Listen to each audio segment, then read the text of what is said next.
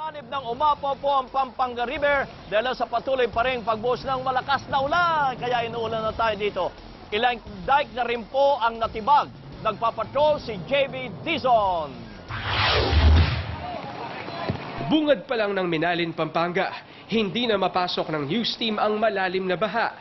Pinalala ito ng pag-apaw ng dike sa barangay Santa Rita. Sa videong ipinadala ni Minalin Mayor Ed Flores, halos hindi na makita ang dike. Natibag din ang ilang parte nito na hindi na kinaya ng sandbagging kahapon. Karugtong ito ng dike sa Kutod, San Fernando na nawasak na rin.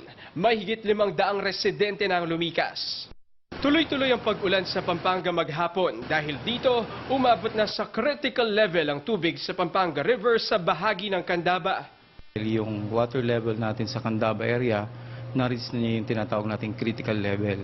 And then yung sa may Arayat naman, papunta na rin siya sa critical. Kaya kailangan na maabisuhan natin ang public. Sa gilid ng bahay ni Jeneline Turla sa Candaba, makikita na ang tibag. Ning talagang may nakbagay. Ayon kay Jeneline, nangangamba silang matibag ang bahaging ito ng ilog at anurin ang kanilang bahay. Sa Angeles City, dinemolish ng mga kawani ng Engineer's Office ang mahigit 30 bahay na nakatirik sa gilid mismo ng Abacan River. Hiling ng mga residente na mabigyan sana sila ng disente at permanenteng paglilipatan. Panahon na ganito, kaya kami kumakapit sa ganitong sitwasyon. Dahil nga po sa aming sobrang kagipitan.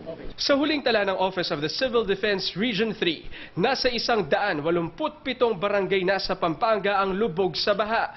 Mahigit 40,000 pamilya o halos 200,000 residente sa 16 na bayan ang apektado. JV Dizon, Patrol ng Pilipino sa Pampanga.